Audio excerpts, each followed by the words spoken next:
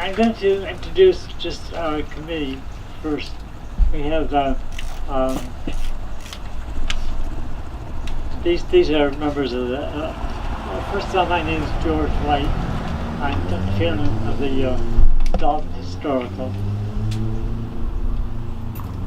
We have Gail Tennant, Debbie Kovacs, Caroline Gallagher, Mary Walsh, Elaine Chicaretta,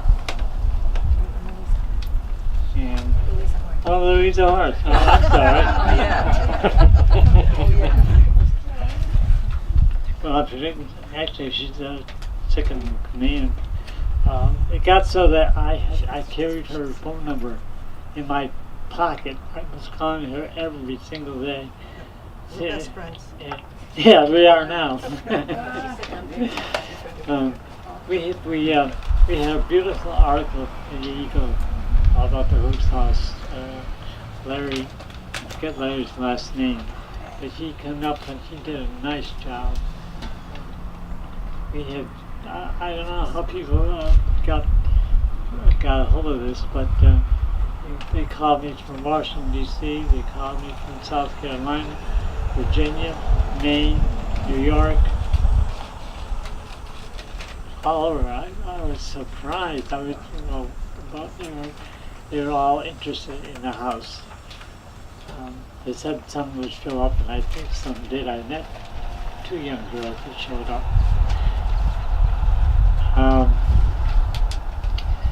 We started this back in 2004. Let's see, Mary Bartlett stopped and talked to Mary Jane Galante.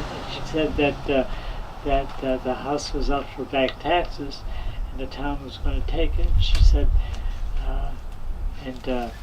maybe we should get it. And Mary Jane said, yeah, that sounds like a very, very good idea. So they looked into it, and they got Neil Larson to do a back check on it, and they sent it in once, and the historicals didn't think it was worth doing, so they did a little more digging, and they sent it in again, and they said yes, it's good. So the town went ahead and let us go ahead with this. So we've been working on this for years and years. What took so long was the money. Everything was a match grant. There was no way that we could match the grants that was up. Some was $100,000, some was $60,000. There was no way that we could match those grants. But then we had Lisa Pelletier. She wrote a grant and sent it in, and they got a beautiful grant. Nothing to it. And then the town chipped in, and we got a matching grant, a $10,000 matching grant, which gave us $20,000 more. And it was a big house. And then we had to go into the restoration committee, and that took a lot of time. We had to go out for bids, all kinds of bids to do the work, and I think we had to put them in 2 or 3 times because they just couldn't match the bids. We finally got Allegroni, and he took the job, and they did a decent job on it.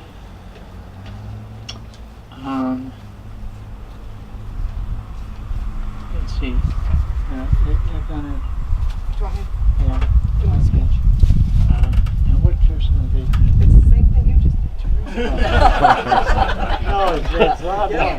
Well, it's a lot more, you know. Yeah, I'm sorry. But I have more details. Yeah, so there's we'll a like detail. Okay, you torture want to people. switch chairs? Sure.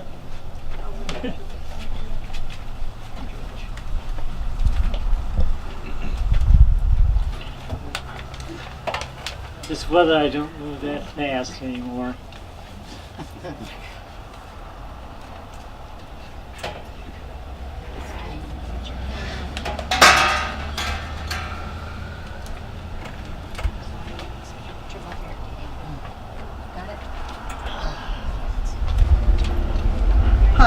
Welcome, everybody. So glad to see you. My name's Louisa Horth. I'm a member of the Historical Commission, and I wrote up a timeline of when we started till today. So that's what I'm going to read. Okay. In 2004, the town acquired the Hoose property through tax title foreclosure. The Dalton Historical Commission, knowing the house's rich history, inquired into the town's plans for the house and property. In 2005, the Dalton Select Board gave the Historical Commission permission to research the house's history and begin exploring ways to preserve the house. In 2006, the Historical Commission, through State Representative Dennis Geyer, received a $10,000 grant from the Office of Massachusetts State Tourism. With the acquisition of this grant, the Dalton Historical Commission was able to retain the services of Neil Larson, an architectural historian from Larson Fisher Associates, to assist with developing a plan to preserve and rehabilitate the house. Mr. Larson began with Phase 1, assessment of significance, to evaluate the building's physical integrity, authenticity, and to substantiate its historical significance. His findings evidence that overall, the house is authentic and salvageable. Restoration actions would be largely cosmetic and not require substantial intervention. He noted that such small dwellings are rare, especially without transforming additions and alterations. Mr. Larson then completed Phase 2, preparation of the nomination forms to place the property on the National and State Registry of Historic Places. The house needed to meet at least one of 4 criteria in order to be considered for induction into the State and National Register of Historic Places. The house met all 4 criteria. It was determined that the house indeed has significant associations with African American history in the town and state and retains sufficient historic fabric to represent that history. Massachusetts Historical Commission approved the nomination in 2010, and the house is now listed on the state and national registers. In support of the nomination, Secretary of State William F. Galvin said, "Listing the Fitch Hoose House in the National Register will contribute greatly to the preservation and recognition of African American history in the Commonwealth." With induction into the National Register, the house was now eligible for matching grants from Mass Historical Commission. And in 2011, a $20,000 matching grant was awarded to us from Massachusetts Historical Commission Preservation Projects Fund. This allowed us the completion of Phase 3, which was all the documentation, Phase 4, restoration and interpretive planning, and Phase 5, construction plans and specifications. With these phases completed, we were ready to apply for an engineering, archaeological, and construction grant. In February 2014, the Dalton Historical Commission applied and was granted a Promoting Community Development and Tourism in Central and Western Massachusetts grant for $180,000. With this grant and financial support from the town of Dalton, Phase 6, hiring an historical architect, which was Evelyn Cole Smith with CME Associates, implementing and completing an archaeological dig with Dr. Carrie Lynch from the University of Massachusetts Archaeological Department, and construction and restoration of the house with Allegroni Construction Company. This was all completed. Since its inception, this project has had the support of the town manager, Ken Walto, the town administrator and town select boards, the community, the history and tourism related entities. Letters of support to preserve the Fitch Hoose House have been written by Rachel Fletcher, co-director of the Upper Housatonic Valley African American Heritage Trail, Paul Marks, state representative for the 2nd Berkshire District, Dan Bogliani, executive director of Housatonic Heritage, and Benjamin Downing, state senator for Berkshire, Hampshire, and Franklin County. Which brings us to today, 2018, 14 years after we first began, with a suggestion from Mary Bartlett, one Thursday morning up in the Historical Commission office, that maybe someone should look into what's going to happen to the Hoose House now that the last Hoose, after 172 years, had moved on.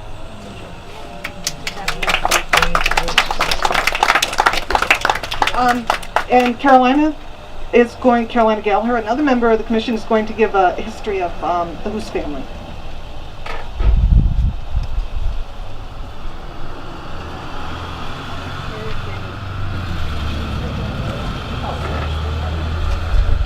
Hello. As Louisa said, my name's Carolina Gallagher, and I'm a more recent member of the committee, so I have not been here through the last 14 years. But I did want to just give you a brief history of the Fitch Hoose house as we know it. This house, now known as the Fitch Hoose house, one of the last remaining houses in Dalton, which we believe belonged to a former slave, is in part of Dalton called the Gulf. This area once contained a community of African Americans. The house was built in 1846 by William Bogert and immediately sold to Henry Fitch, a local African American. After a succession of owners, including local papermaker Zenith M. Crane, the property was purchased in 1868 by Charles Hoose.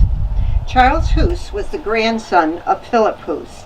Philip Hoose was one of a number of men who arrived in Berkshire County from the Hudson Valley of New York early in the 19th century. Although it is not documented, Philip was likely at one time a slave. It is a fact that Berkshire County attracted a number of slaves fleeing from the neighboring sections of New York State. It is not known if Philip escaped or if he was freed. Philip Hoose kept the name of the Dutch slave owner. His name first appears in a census in 1820 in a nearby town. By 1830, Philip Hoose was residing in Dalton. Charles Hoose, grandson of Philip, bought the Fitch house in 1868. He paid the sum of $150 for it. From that point on, the Hoose family was the occupant of the house. Charles' first wife, Diana, died in 1874. He later married his second wife, Ellen Hamilton, and together they had 13 children. Charles died in 1930 and Ellen in 1945. Descendants resided in the house until the next century. The house was constructed from hand-hewn posts and beams. It has a basement, 2 rooms on the first floor, and an attic, which was used for bedroom space. A kitchen was added, but it was removed during the restoration as it was not original to the structure. The Fitch Hoose house is significant in that the house illustrates the living conditions and communities of many African Americans as they transitioned from slavery to freedom. Thank you.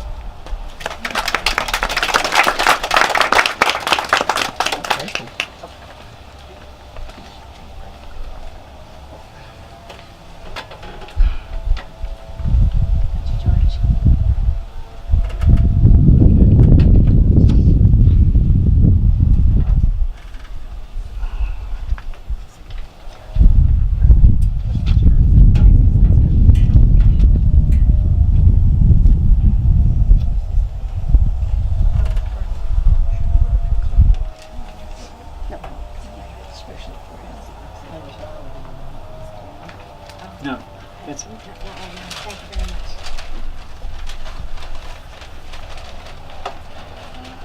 I guess now we're going to have the dedication of the Hoose house.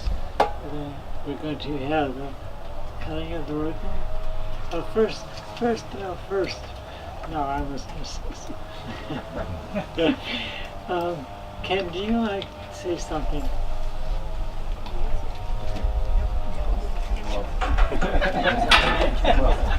I guess you do, Ken. Yes, I do. Yes, I do.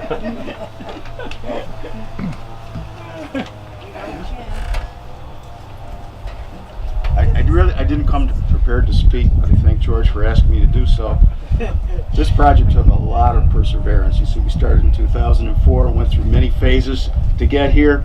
It's emblematic of the patience of the Historical Commission. And I note that the Historical Commission is mostly seniors, and they have a lot of patience. I don't know if the younger folks have had as much patience to get this project done. So I want to thank them for the excellent job they did here, for the perseverance with which they showed in order to get this done. It was really a difficult project. It's one of the I've been here for 17 years, and almost all of the 17 years I've worked on this project. And you can see the results here before you. This is really a testament to the spirit of Dalton volunteers. It really is, because they spearheaded this and they made it happen. I was pleased to be associated with it. Thank you.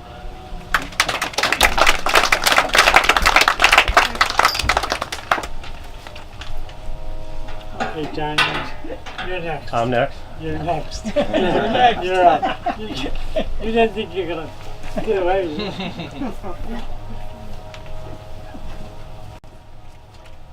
Hi, I'm John Bartels. I'm currently the select board chair in the town. And I just want to say, everyone stole my my information, or my material here today. But it is a great thing that this took place. It was a long time coming. It was a lot of hard work, with many people to thank over the 14 years or 15 years that it did take place. And I only took part in a small way, and that was to be on the select board. But it was great to help out in whatever way I could. It was great to see this come to fruition, and I'm glad it's opening up the 5th Yes. formally, Oh, yeah. and looking forward to seeing students and people visiting our town, coming and visiting this house, and a part of history, a part of national history, a part of town history. And I'm glad that we could preserve it, and I'm glad that everyone here, so many people, took the time to work on it. And as Ken said, it is a great testament of the people in town on perseverance through over the years to get this done. So I thank you all. It's great to see everyone, and enjoy the rest of the day. Thank you.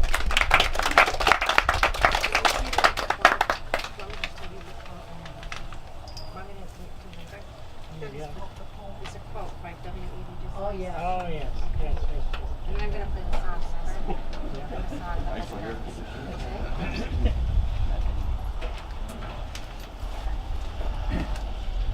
I would like to read a quote by W.E.B. Du Bois, spoken in 1903 or written in 1903. W.E.B. Du Bois was born in 1868 in Great Barrington, Massachusetts.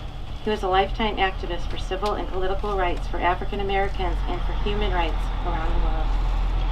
One never feels his two-ness, an American, a Negro, two souls, two thoughts, two unreconciled strivings, two warring ideals, and a dark body, whose dogged strength alone keeps it from being torn asunder. The history of the American Negro is the history of this strife, this longing to attain self-conscious manhood, to merge his double self into a better and truer self. He simply wishes to make it possible for a man to be both a Negro and an American without being cursed and spit upon by his fellows, without having the doors of opportunity closed roughly in his face. This, then, is the end of the striving. Shout, O children, shout, you're free, for God has brought you liberty. And in closing, we would like to play a song, This Little Light of Mine, hoping that the Fitch Hoose house will shine its little light for many years to come. Whoever wants to jump in, what are you ladies, why are you here today? My cousin Dee King, she has family here also, not related to Hoose, but she sent me an article from the Berkshire Eagle saying that about the house, and we knew nothing about our great-grandfather, Charles Hoose. So when she sent me the article, I was reading, I was like, oh my goodness, this is amazing. So I sent it to my sister, took her a couple of days to read it, and then we were like, we gotta go. So I contacted Louisa Horth, just the email I found on the page, and we've been chit-chatting ever since. And I sent her a couple of photos and some family information that I had. So, but yeah, we knew nothing about the Hoose family. We knew I had a grandfather named Charles Hoose, but we didn't know anything about the family. Right. Yeah. Okay. I mean, tell me, does this make you proud to see this come back to life? Absolutely. To know that we have a family legacy like this, and we're the descendants of part of this. Yeah, we said we do a sister's trip every year, and we're like, we're making this our sister trip. We have to come and be a part of this. So this is really awesome and amazing. It is. And it feels really good to know this part of our family that we didn't know before. Yeah, and the history here, I mean, knowing that it was possibly part of the Underground Railroad, they can't prove it, but they know it. I mean, that's just like, wow, you know, who knew? You know, we didn't know. Right. You know, Definitely. we definitely didn't know. We didn't know that all these African American people were right here in this community, taking care of one another. I mean, it's just amazing. Then I think my aunt said that was Charles Hoose house over here. So. Wow. Oh, yeah, no, it's a great story. It is. When did you first find out about all this? Was it recently or Yeah, yeah. recently, It was like just maybe a recent, month or so just ago. a few months. So you didn't know 10 years ago when they started this whole project? No You idea. had We had No idea. whatsoever because we don't No. live here. This was our mother's home, Yeah. and she's been in North North Carolina. Carolina all of our life. Yeah, so till she passed talked away. about Pittsfield, Massachusetts all the time. Yeah. So we were aware of it. And we had pictures of our grandfather, Charles Hoose, but Yeah. we just never knew anything more than that. We came here to visit as children, but we didn't come to visit the Hoose family. We came to visit my grandmother's side of the family, Right. the Ingrams. But you know, and it's just So My did, son. did your Coming phone Yeah. just ring one day? And I mean, how did this? You said a surprise, right? Right on Facebook. Well, Facebook. Believe it or not, yeah, my cousin saw the article from Berkshire Eagle on Facebook. She forwarded me the article. I read the article and I sent it to You my sent it son. to me. Yep, and it all went from there. And Louisa has been a great help. She's been. We were sharing information back and forth, pictures and death certificates, birth certificates, stuff I had at the house. You know, just to draw a connection here. So that was Now, great. What do you hope a visitor learns from coming here? Say a child or a high school student. I mean, what's the lesson here for them to know, or what should they understand from our past? Right. Just to learn the history, the Underground Railroad, how African Americans, you know, what they went through to become free, Yeah. and knowing where it started, and you know the legacy behind it, the story behind it, the history. Yeah. That's rich, and some of this stuff you don't get out of the textbooks. And to be able to have that now available, because we didn't hear about this, you know, when we we didn't were know. taking history. No, it's and not to in the know books. that this information now is out and available, and to learn that, it's awesome. Yeah, you and know? just to see how they lived, you know, so simple, you know, what Right. what they made it do, you know. Yeah, give me a flavor for when you go inside. What kinds of things do you see? For one, the walls where they just use whatever they could find to build a house. That's what it looks like. They found a piece of wood over here. Let's use this, and the creativeness, they, you know, just to live. It was a piece of cardboard in there. I guess they used to patch a hole. A piece of carpet, and the gun they found in the wall also shows that, you know, African Americans weren't allowed to own a gun legally. So to find a gun in the wall, you know, that means they wanted to protect themselves, but they know they couldn't just have it laying, you know, by the front door like everybody else. So. And it's so neat, and to know a family of 13 lived in this house. This tiny house. That's pretty amazing. You know, they got the just a one bedroom downstairs, and a small bedroom upstairs, and it's like, really, you know, that many people were able to live in this house. So that says there was a lot of love. A lot of love. It had to be lots of love. Right. Oh, and the cellar, that was interesting. I still haven't been down there, but she was saying they think they hid slaves down there. So it was like, you know, they did a lot to blend in and also, you know, preserve, you know, the legacy here. But it's and like this was a safe place. a safe place, yeah, the safe place. And that's the best part, to know that our family may have played a role in helping some slaves become free on their own terms. Yeah, anyway, that's but pretty amazing right it there. is. Great. Are you going to come back in the future? Oh, definitely. We definitely want to come back. I want to come back to visit again, and we want to walk part of this Appalachian Trail. Yeah, we probably won't do the whole thing, but if we could start here and work our way up the mountain up there. I'm gonna let it shine, let it shine, let it shine, let it shine. Yes, this is little light of mine. I'm gonna let it shine, shine. This little light of mine. I'm gonna let it shine. This little light of mine. I'm gonna let it shine, let it shine, let it shine, let it shine. May we know that together. This little light of mine. I'm gonna let it shine. This little light of mine. I'm gonna let it shine. This little light.